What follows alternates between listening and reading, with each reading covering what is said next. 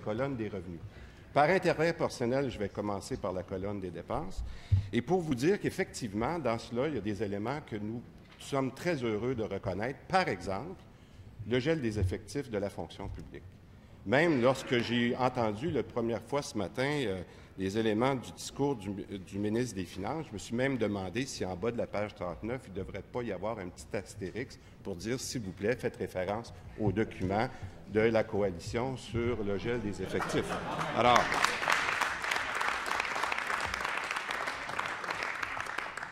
je ferai un commentaire tout de suite pour le député de Rousseau qu'effectivement, nous avions dit qu'un gel de l'effectif pour une année complète représentait à peu près 540 millions et les gens du gouvernement ont mis 500. Je pense qu'on s'entend que le 40 millions, ils ont été un petit peu conservateurs. Alors, on va accepter ça. Il n'y a pas de problème avec ça.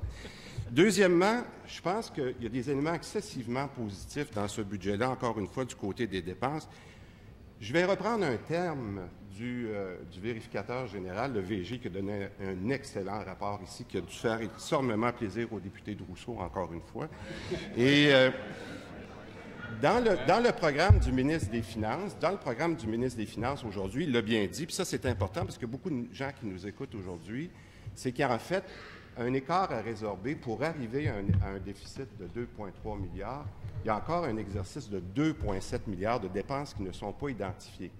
Alors, encore une fois, je pense que c'est un exercice très sérieux, mais qui n'est pas encore complet, qui n'est pas encore finalisé. Je pense que ça, le ministre le reconnaît.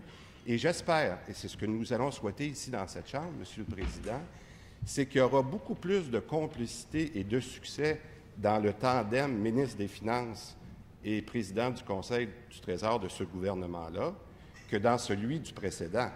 Parce que je tiendrais à vous faire remarquer, et je dois saluer les fonctionnaires du ministre des Finances, Monsieur le Président, je vais prendre la page 14 du document budgétaire, où on reconnaît très clairement que la croissance des dépenses du ministre des Finances, l'ancien ministre des Finances et du président du Conseil du Trésor, qui nous avait promis une cible initiale de croissance des dépenses de 2,3 %, selon le meilleur estimé aujourd'hui, Monsieur le Président, elle est à 5,4 %.